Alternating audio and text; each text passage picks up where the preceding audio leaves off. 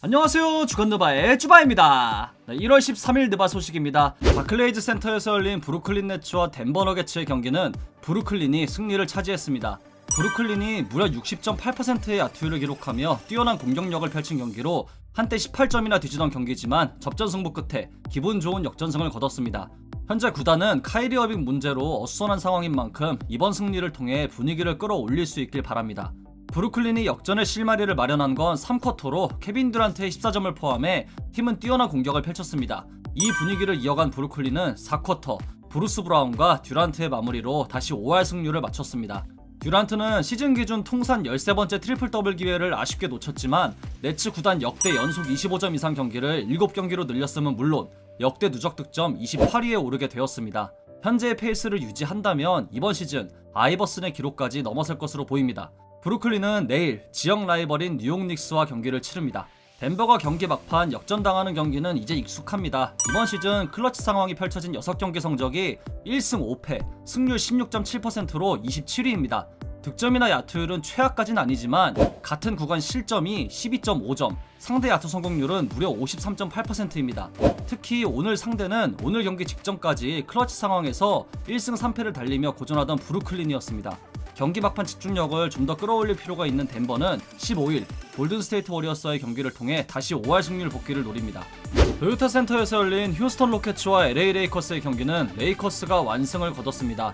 단 한 번도 동점과 역전을 허용하지 않은 와이어 투 와이어 승리를 거둔 레이커스는 휴스턴 원정 2경기를 전승으로 마무리 지었네요. 승부는 1쿼터부터 갈렸습니다. 이미 20점 차 이상을 벌려놓은 레이커스가 휴스턴을 1쿼터에 14점으로 묶었고 선수단 전원이 높은 에너지 레벨을 선보이며 벤치진의 부진에도 불구하고 리그 승률 1위 팀답게 압도적인 승리를 챙겼습니다. 앤서니 데이비스가 무려 5개의 블락을 기록하며 레이커스 구단의 또 다른 기록에 자신의 이름을 올리게 되었고 지난 9일 시카고 불스와의 경기를 통해 NBA 역대 25득점 이상 경기 단독 1위에 오른 르브론 제임스는 오늘도 한 경기를 추가하며 역사를 쓰고 있습니다. 레이커스는 내일 오클라호마 시티 선더와 경기를 치르게 됩니다. 휴스턴은 2경기 연속 완패를 당했습니다. 지난 플레이오프에 이어 무려 레이커스의 7연패 중이며 패배한 2경기 평균 야투율은 40.1%, 3점은 29.6%를 기록했습니다. 상대가 강했던 것과는 별개로 팀의 최근 경기력이 좋지 않은 만큼 반드시 반등해야 할 필요가 있겠습니다. 결과와 별개로 제임스 하든은 이전과는 전혀 다른 모습을 보여주고 있습니다. 지난 2년간 이쯤 되면 스탯지에서 하든의 엽기적인 평균 득점을 확인할 수 있는데 줄어든 아이솔레이션 빈도와 함께 조금은 낯선 장면이 연출되고 있네요. 경기 후 인터뷰에서 하든은 휴스턴을 사랑하고 자기가 할 수 있는 모든 걸 했다며 현 상황이 고쳐질 수 없다는 의미심장한 말을 남겼는데요. 늘 말하지만 그냥 하든이나 휴스턴이나 빨리 행복해지면 좋겠습니다. 휴스턴은 하루 휴식 후 15일 샌안토니오 스퍼스와 경기를 치릅니다.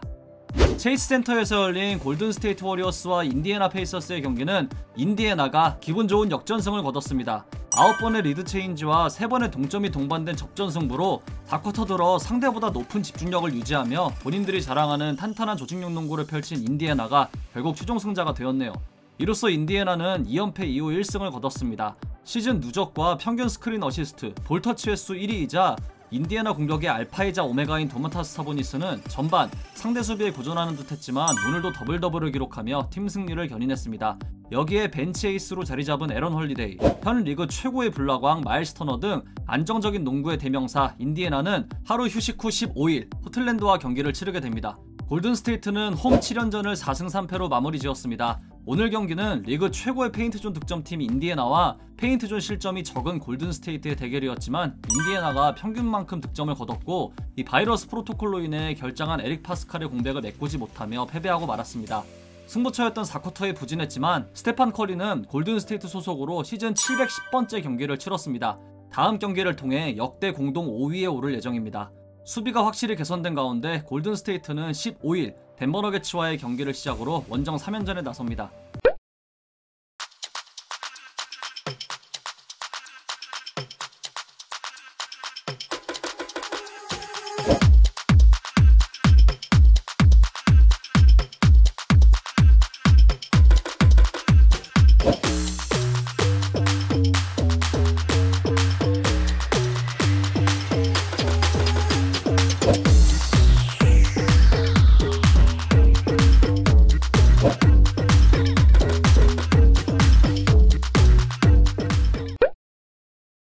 확진자가 제법 생겨난 NBA였죠. 사무국은 제정된 룰을 공개했습니다. 저는 최대한 간략하게 말씀드릴 텐데요. 이 링크는 더보기에 올려놓을 테니까 참고하시길 바랍니다. 먼저 외부활동 자제 내용입니다. 최소 다음 2주 동안 모든 구단 관계자들은 구단에 관련된 활동에 참여하는 것을 제외하고는 항상 거주지에 있어야 합니다. 원정 경기 방문 시 호텔을 떠나는 건 금지이며 호텔 안에서도 구단 관계자들 외에는 교류할 수 없습니다. 다음은 회의 관련 부분입니다. 앞으로 2주간은 라커룸에서 열리는 경기 전 회의 시간이 10분 이내로 제한되며 반드시 마스크 착용을 해야 합니다. 선수와 팀 관계자들이 참여하는 회의는 리그가 승인한 공간 혹은 최소 6피트 거리두기를 두어야 하며 마스크 착용은 역시 필수입니다. 경기 중에 선수들은 벤치에서 항상 마스크를 착용해야 하며 교체된 선수는 벤치로 돌아가기 전에 마스크 착용 대신 벤치와는 12피트 간격을 두고 각 6피트 간격을 두고 있는 의자에 앉아 휴식을 취할 수 있습니다. 이후 벤치 좌석으로 돌아갈 땐 다시 마스크를 착용해야 합니다. 다음은 바이러스 테스트인데요. 전문적인 목적으로 선수 또는 팀 직원의 집 내부를 정기적으로 방문하는 경우 그 사람은 주 2회 바이러스 테스트를 받게 됩니다. 확진 가능성이 있는 경우 하루 2번씩 5일 연속으로 테스트를 요구할 수 있게 됩니다. 오늘 보스턴 셀틱스와 시카고 불스의 경기가 연기되었죠. 여기에 내일 있을 워싱턴 위저즈와 유타 재즈, 보스턴과 디트로이트 피스톤즈의 경기도 연기되었습니다. 워싱턴은 현재 두 선수가 바이러스 프로토콜로 인해 연습이 중지된 상황이었는데 경기 연기로 이어졌네요. 아마 한동안 자주 이런 일이 발생할 텐데 부디 모든 NBA 관계자들이 방역에 더욱 힘써서 전 경기를 다 소화하면 좋겠습니다. 이번 시즌 노골적인 리빌딩을 선언한 팀이 있죠. 바로 오클라호마 시티 선더입니다. 엄청난 수의 미래 지명권을 포함해 가치 있는 선수들은 모두 트레이드하며 완벽하게 미래를 준비하고 있는 팀인데요. 어느새 5할 승률을 기록하고 있습니다. 더욱 놀라운 사실은 오늘 경기 제외 최근 3연승을 달리며 분위기가 좋았다는 거죠. 하지만 가장 재밌는 사실은 현재 이 팀은 어제 날짜 기준 과거 이 팀을 빛낸 3명의 슈퍼스타가 속한 팀들보다 성적이 좋았다는 겁니다. 이번 시즌은 그야말로 약자도 강자도 없는 예측 불허의 시즌이라고 봐도 무방한데요. 이 성적이 끝까지 유지될지는 모르지만 만약 그렇다면 샘 프레스티 단장은 웃어야 할지 울어야 할지 모르겠네요. 샤이 길저스 알렉산더를 중심으로 좋은 시즌을 치르고 있는 오클라호마 시티의 이번 시즌을 끝까지 지켜봐야겠네요. 최근 카이리 어빙이 누나의 30번째 생일 파티에 참여한 게 그가 그동안 경기에 불참한 이유라는 이슈가 나왔고, 파티 중에 마스크 착용을 하지 않은 어빙은 자동으로 복귀할 수 없는 상황이 되었죠. 현재 NBA는 공개된 파티 영상에 대해 조사 중이며, 만약 이게 사실이고 어빙이 바이러스 프로토콜을 위반한 거라면 빠진 경기당 46만 달러, 하나로 약 5억 원의 벌금을 매길 거라고 합니다.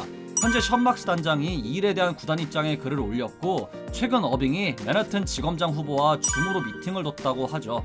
이 도대체 어떻게 되는 건지 잘 모르겠지만 아마 이른 시일 내에 어빙이 결정했던 이유를 알 수 있을 것 같습니다. 아직 100% 확신할 수는 없어서 말을 아끼고 있는데, 만약 어빙이 정말로 단순히 아버지와 누나의 생일 파티로 인해 경기에 불참했고 공개된 영상처럼 많은 사람이 있는 곳에서 마스크를 쓰지 않고 파티를 연 것도 사실이라면 이건 파장이 굉장하겠네요.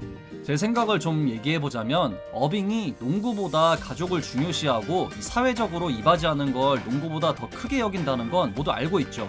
그런 이유로 어빙이 경기에 결장하고 자신의 1순위인 가족의 생일을 챙기고픈 그 마음을 이해 못하는 건 절대 아니고, 어빙이 삶의 1순위를 무조건 농구로 둬야 한다는 건 동의할 수 없어요. 하지만 어빙은 엄연히 직장이 있고 연 3,300만 달러를 받는 프로입니다. 좋든 싫든 프로는 돈을 받는 이상 그만큼 일해야죠. 그리고 아무리 개인 사유라도 현재 전 세계를 공포에 빠뜨린 바이러스가 있는데 관련 규정을 무시한 채 개인적인 일을 했다는 건 사회적인 변화에 모든 걸 걸 수 있다고 큰 소리를 내던 어빙이기에 더욱 용납할 수 없는 일이죠. 저 위치에 있는 사람들은 본인들이 원하던 원하지 않던 힘들겠지만 책임감을 느끼고 살아야 한다고 생각합니다. 그러니까 프로 중에 프로, 전 세계적인 사랑을 받는 거고, 더군다나 NBA는 이 팬들의 지출로 운영되는 만큼 선수들이 가져야 하는 책임감은 대단히 크다고 생각해요.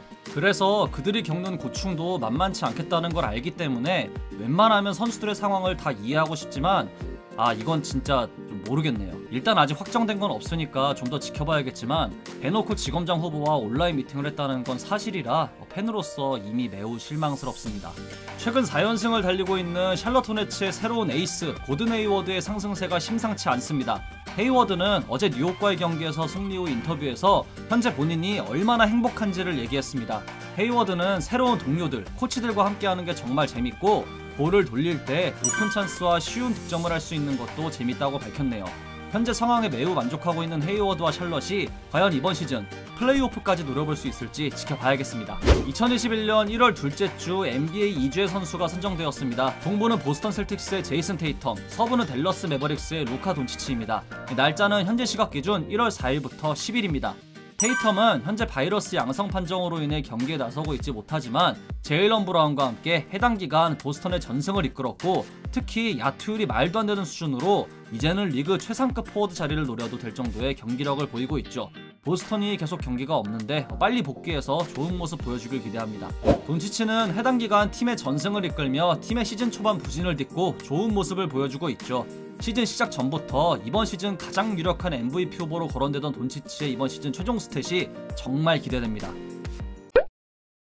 이상으로 1월 13일 주간 느바를 마치도록 하겠습니다. 재밌게 보셨다면 구독, 좋아요, 알림 설정도 잊지 마시고요. 다른 영상도 감상하시는 걸 강추합니다. 저는 더 좋은 영상으로 찾아뵙도록 하겠습니다. 지금까지 쭈바였습니다. 감사합니다.